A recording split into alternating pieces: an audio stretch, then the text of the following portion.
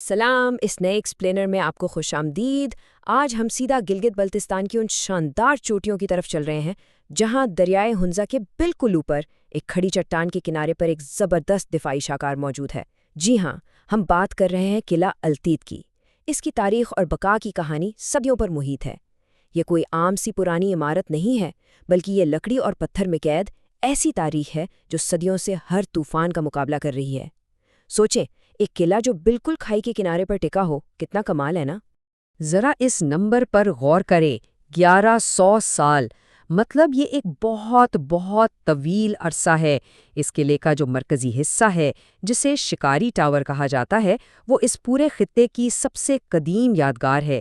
یہ ٹاور سینکڑوں سالوں سے بدلتے موسموں، جنگوں اور انسانی تاریخ کا خاموش مگر مضبوط گواہ بن کر آج بھی شان سے کھڑا ہے۔ تو آج ہم اس قلعے کے 4 اہم پہلوؤں کو کور کریں گے۔ سب سے پہلے وادی ہنزا کی وہ شاندار چوٹی، پھر قلعہ التیت کا حیرت انگیز آغاز، اس کے بعد اس کے کنارے پر کی گئی کمال کی انجینئرنگ، اور آخر میں وقت کے آئینے سے گزر کر اس کی چھت کا نظارہ۔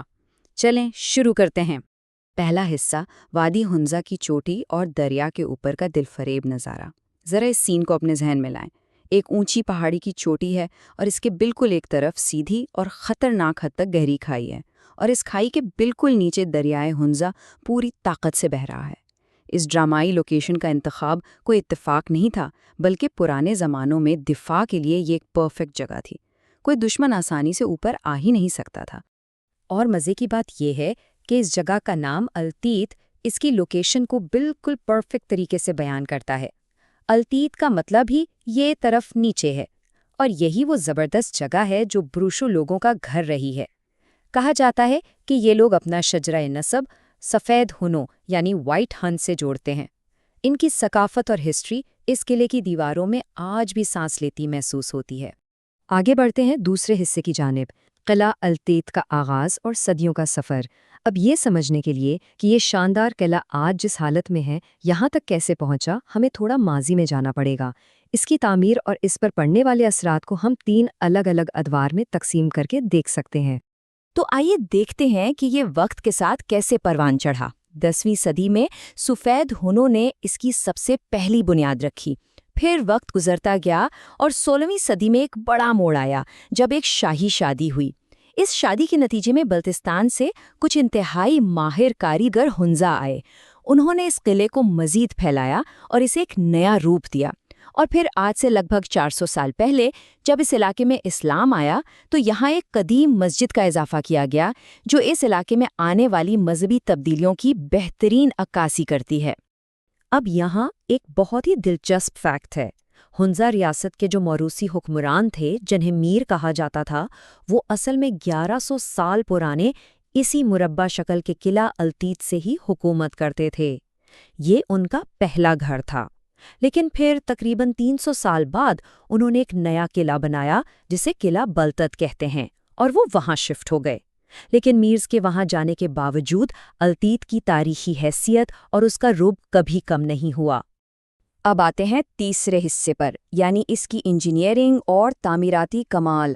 سوچنے والی بات یہ ہے کہ اتنی بلندی پر، جہاں ہوائیں کسی طوفان سے کم نہیں ہوتی، اس دور کے لوگوں نے اسے کیسے کھڑا کیا؟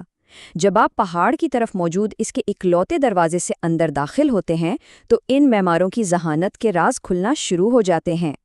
قلعے کو صحیح معنوں میں فیل کرنے کے لیے اس کے اندر چلنا پڑتا ہے۔ جیسے ہی آپ پتھریلے راستے سے گزر کر ان بڑے بڑے تاریخی لکڑی کے دروازوں کے اندر قدم رکھتے ہیں، آپ سیدھا ماضی میں پہنچ جاتے ہیں۔ پھر دوسری منزل کی طرف اوپر جائیں تو رہائشی کمروں کے ساتھ ساتھ ایک انتہائی خوفناک، بالکل تاریخ قید خانہ بھی آتا ہے۔ وہاں باہر کی روشنی کا ایک قطرہ تک نہیں پہنچتا۔ یہ دیکھ کر واقعی اندازہ ہوتا ہے کہ اس زمانے کی زندگی کتنی سخت اور کٹھن تھی۔ آپ کو پتہ ہے اس قلعے کی انجینئرنگ میں سب سے کمال چیز کیا ہے؟ وہ ہے موسم اور ساخت کے درمیان ایک زبردست بیلنس۔ اس اونچائی پر چلنے والی وحشی اور تیز ہواؤں کے دباؤ کو جھیلنے کے لیے انہوں نے زبردست لکڑی کے ستون استعمال کیے۔ یہ لکڑی عمارت کو ایک خاص لچک دیتی ہے تاکہ وہ ہوا سے گرے نہیں، اور پھر سفید دیواروں کے ساتھ گہرے بھورے رنگ کی پالش، کیا کمال کا کنٹراسٹ ہے۔ یہاں تک کہ دیواروں کے اندر موم بتیاں رکھنے کے لیے لکڑی کے خاص حصے بھی بنائے گئے تھے۔ بالکل پرفیکٹ پلاننگ۔ اور یہ ستون صرف عمارت کو سہارا نہیں دیتے بلکہ ان کی ایک بہت گہری روحانی اہمیت بھی ہے۔ دوسری منزل پر ان کا ایک استقبالیہ کمرہ ہے جس کی چھت لالٹین کے ڈیزائن کی ہے۔ اس کمرے میں 4 زبردست ستون ہیں جو فرش سے لے کر چھت تک جاتے ہوئے بتدریج تنگ ہوتے جاتے ہیں۔ ان ستونوں کو محض لکڑی کے ٹکڑے مت سمجھیں، یہ ایکسس منڈیا یا دنیا کے ستون کا کائناتی تصور پیش کرتے ہیں، یعنی یہ اس جگہ کو ایک روحانی اور کائناتی مرکز کے طور پر ظاہر کرتے ہیں۔ ہے نا کمال کی بات؟ اب ہم پہنچ چکے ہیں اپنے چوتھے اور آخری حصے پر، وقت کے آئینے میں اس قلعے کی چھت۔ یقین مانیں جب آپ لکڑی کی باؤنڈری سے گھری ہوئی اس سب سے اوپر والی چھت پر آتے ہیں تو آپ ایک ہی وقت میں اس قلعے کی سب سے پرانی اور سب سے نئی تاریخ کے بالکل سنگم پر کھڑے ہوتے ہیں۔ اس ایک چھت پر کھڑے ہو کر آپ سینکڑوں سالوں کا فرق ایک ساتھ دیکھ سکتے ہیں۔ ایک طرف وہ اوریجنل شکاری واچ ٹاور ہے جس میں لکڑیوں کو آپس میں جوڑنے کا ایک انتہائی پیچیدہ اور خاص کاربیج ڈیزائن استعمال ہوا ہے، اور اس کے بالکل ساتھ وہ مسجد ہے جو صدیوں بعد بنی تھی۔